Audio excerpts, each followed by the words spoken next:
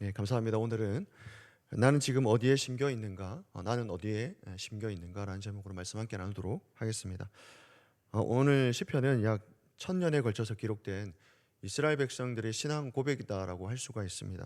탄식과 감사, 눈물과 그 찬양의 교차가 되면서 그 모든 고백을 하나님은 여전히 이렇게 통치하신다. 그러니까 하나님이 여전히 우리를 다스리신다라고 하는 그러한 중심에 이렇게 시편이 묶여 있다라고 볼 수 있습니다. 다윗이 도망을 하였을 때도 포로가 된 이 백성의 이 눈물로 노래할 때에도 성전이 무너졌을 때에도 하나님은 여전히 왕이십니다라고 하는 그런 고백이 있는 것입니다. 그렇다면 왜 시편은 1편으로 시작하는가 하는 것이죠. 시편 1편을 보게 되면 복 있는 사람은 이렇게 시작을 하고 있습니다. 시편 1편은 단순히 그 한 시편의 시가 아니라 시편 전체를 읽고 있는, 그러니까 관점이 있는데, 이런 관점이며 신앙의 출발선이다라고 할 수 있습니다. 인생에는 두 길이 있고 복은 그 길의 선택에서 결정이 된다라고 하는 것입니다. 그래서 오늘의 본문을 통해서 한 두 가지 정도 생각해 보면 좋을 것 같습니다. 첫째는 말씀에 대한 태도가 곧 하나님을 향한 태도라고 하는 것이죠. 말씀을 향한 태도가 곧 하나님을 향한 태도가 됩니다. 우리는 흔히 복을 소유의 문제로 이해를 합니다. 무엇을 갖게 되었는가, 환경이 얼마나 나에게 안정이 되었는가, 내 계획이 얼마나 이렇게 성취되었는가 하는 거에서 이제 볼 수 있는 것이죠. 그렇게 복에 대해서 생각을 하고 있는데, 그러나 성경이 선포하는 복의 개념은 완전히 다른 개념입니다. 잘 알고 계시겠지만 그 1절에 보게 되면 복 있는 사람으로 이렇게 번역된 것을 보면 아쉐레 이렇게 얘기하는데, 복이 있다, 행복하다라고 하는 그런 감탄적으로 선언을 하고 있습니다. 이는 단순한 감정이 아니라 하나님과의 올바른 관계에 놓인 그러한 상태를 말해 주고 있습니다. 행복하다, 너는 행복한 사람이다 이렇게 얘기할 때는 하나님과의 관계가 원만한 상태, 잘 지내고 있는 상태, 그것을 말하는 것이죠. 그러니까 성경적 복은 환경의 안락함을 말하는 것이 아니라 하나님과의 관계 안에서 올바른 방향을 잡고 그분과 동행하는 상태, 그 자체를 복이라고 합니다. 그러니까 왜 하나님과의 관계가 복이라고 할까요? 그러니까 하나님 자체가 복이시기 때문에 그렇습니다. 자, 그렇다면 그 관계의 핵심이 무엇일까라고 할 때 시편은 시인은 한 치 앞도 이제 망설임 없이 이렇게 말씀하고 있습니다. 우리 시편 1편 2절입니다. 함께 읽도록 하겠습니다. 시작하겠습니다. 오직 여호와의 율법을 즐거워하여 그의 율법을 주야로 묵상하는도다. 아멘. 복 있는 사람은 그 무엇을 피했는가가 아니라 그가 무엇을 사랑했는가라고 우리에게 얘기해 주고 있습니다.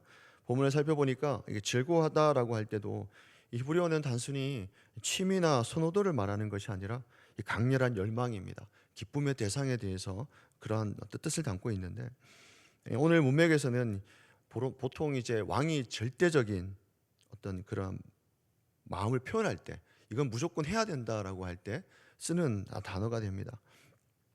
헤페츠라고 하는데 감정적 설렘이 이전에 이 방향성을 선택한다라고 합니다.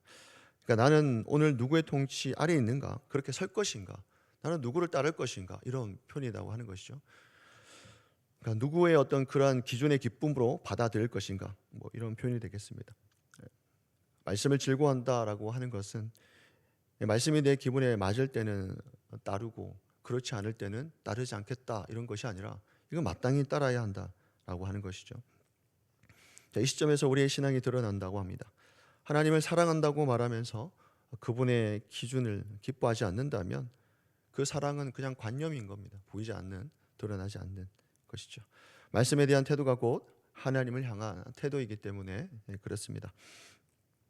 시는 여기서 또 멈추지 않는데 또 그 즐거움은 반드시 행동으로 나타나게 되어 있다, 이렇게 우리에게 얘기해 주고 있습니다.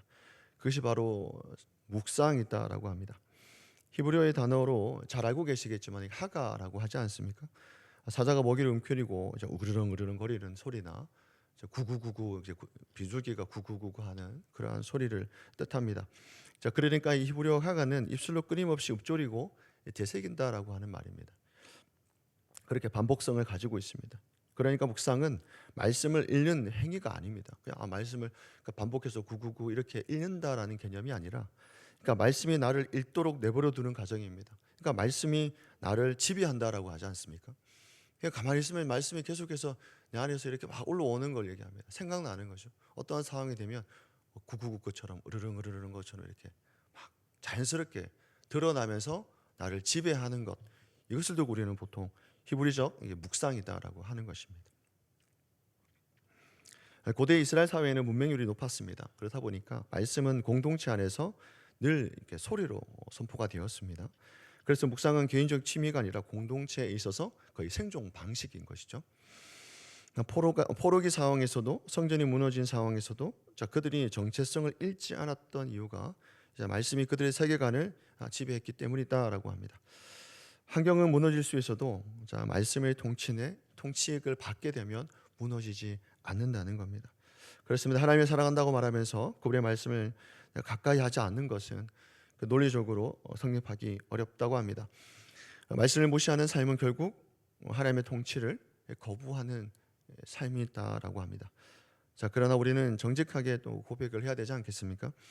이 말씀을 온전히 즐거워하며 악인의 길에 서지 않고 죄인의 자리에 앉지 않는 그런 완전한 의인이 과연 있을까?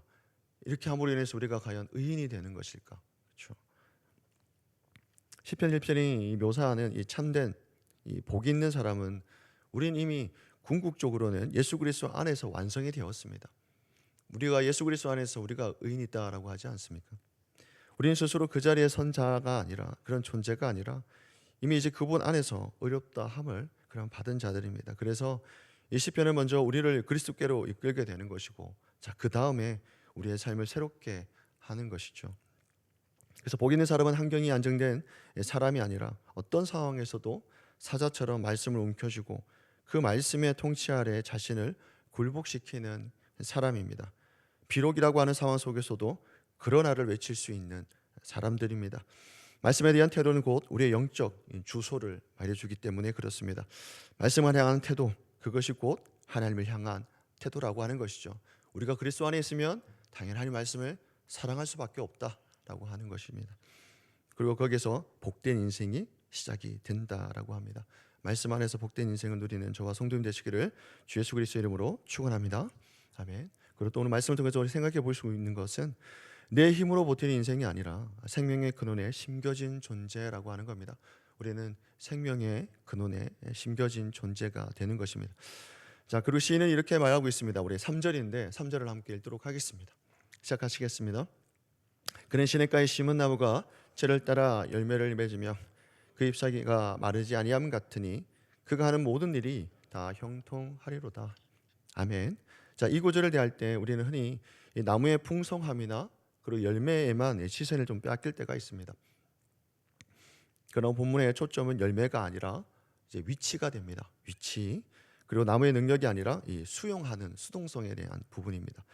여기에서 심는다라고 할 때, 심다라고 할 때 보면 히브리어로는 그러니까 자연적으로 어쩌다가 그곳에 뿌리를 내는 것을 의미하지는 않습니다. 그러니까 자연적으로 거기에 뿌리를 내렸다 이렇게 표현하는 것이 아니라 이 단어는 옮겨 심겨진 이런 상태를 뜻합니다.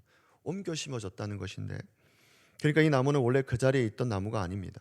그러니까 어쩌다가 좋은 환경을 만난 것이 아닙니다. 누군가의 의도가 있는 거죠. 누군가의 의도, 또 누군가의 손길, 누군가의 결단으로 뿌리채 옮겨진 나무를 뜻합니다. 광야의 메마른 땅, 비가 오지 않으면 생존할 수밖에 없는 그런 척박한 자리, 스스로는 도저히 설 수 없는 환경에서 농부가 뿌리채 뽑아서 물가에 심겨 놓은 것입니다. 우리는 스스로 좋은 자리를 찾아가는 존재가 아니지 않겠습니까? 하나님께서 옮겨 심겨진 그런 존재가 된다. 또 하나는 시냇가로 번역이 되어 있는 히브리어도 보게 되면 그 자연적으로 흐르는 강이라기보다는 인공적으로 조성된 그 물의 수로에 가깝습니다. 유대 지형의 특성상 광야에 비가 올 때는 늘 이제 흐르는 물이 이렇게 고여 있는데 말라버리는 거 있지 않습니까? 그걸 보통 와디라고 하는데 그런 와디가 많습니다. 그런 곳에 서 있는 나무는 겉으로는 살아있는 것처럼 보여도 이제 끝내는 말라 죽을 수밖에 없습니다. 그러나 농부가 직접 물기를 내어서 사계절 물이 공급되도록 만든 수로 옆에 심겨진 나무는 가뭄이 와도 이렇게 마르지 않는다는 겁니다. 여기에 성경은 단호하게 말씀합니다. 내 힘으로 버티는 것이 아니라 내가 어디에 붙어 있는가, 내가 어디에 붙어 있는가에 따라서 내 생명이 결정된다라는 것입니다. 뿌리가 강본에 뻗어 있는 나무는 가무는 해에도 걱정이 없습니다. 외부의 환경이 어떠하든, 정치 상황이 어떠하든, 경제적 위기가 어떠하든 전혀 상관이 없습니다. 근원이 마르지 않기 때문에 그렇지 않겠습니까? 근원이 마르지 않으면 전혀 문제가 되지 않는 것이죠. 여기서 말하는 형통은 세상적 성공을 의미하는 것은 아닙니다. 고난이 없다는 그 뜻도 아니고, 형통은 하나님의 뜻 안에서 헛되지 않는다는 것이죠. 다시 말하면 이 형통이라고 하는 모든 게 잘 되는 것이 아니라, 그게 좋은 일이든 나쁜 일이든 그게 다 하나님 안에서 의미가 있다라고 보는 겁니다.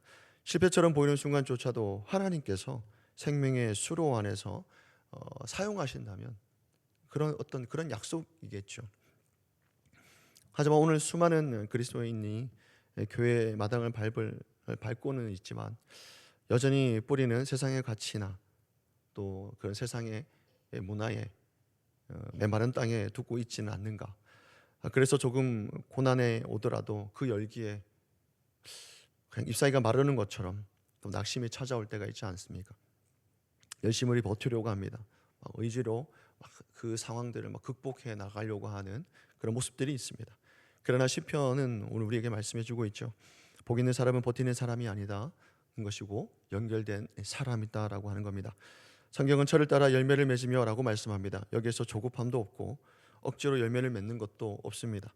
계절을 따라 때를 따라 하나님의 시간 안에서 맺히는 그런 열매가 됩니다. 열매는 나무의 능력 안에서 나오는 것이 아니라 수르의 그런 지속성 아니겠습니까?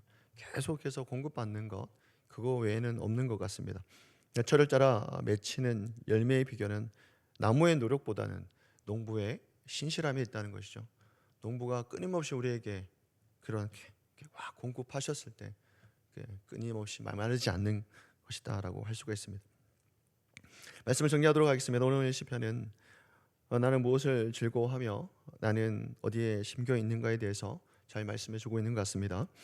자, 우리는 이미 은혜로 옮겨 심긴 존재입니다. 이미 우리는 은혜로 심겨졌습니다. 그러나 여전히 뿌리를 세상에 걸쳐두고 살아갈 때가 많지 않겠습니까? 그래서 쉽게 마르고 쉽게 흔들리고 쉽게 낙심하게 됩니다.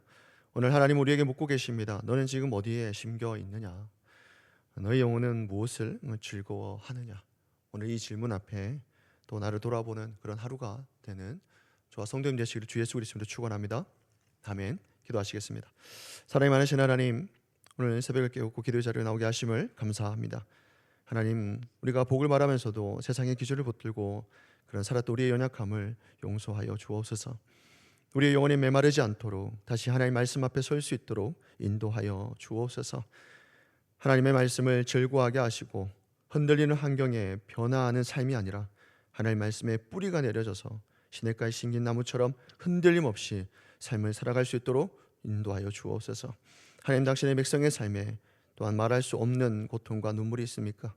날마다 하나님 말씀 앞에서 위로를 얻게 하여 주시고 힘이 되게 하여 주시고 유일한 능력이 되게 하여 주시옵소서. 오늘도 주께서 함께 하실 줄 믿습니다. 감사와 찬양을 올려드리며 예수 그리스도 이름으로 기도드리옵나이다. 아멘.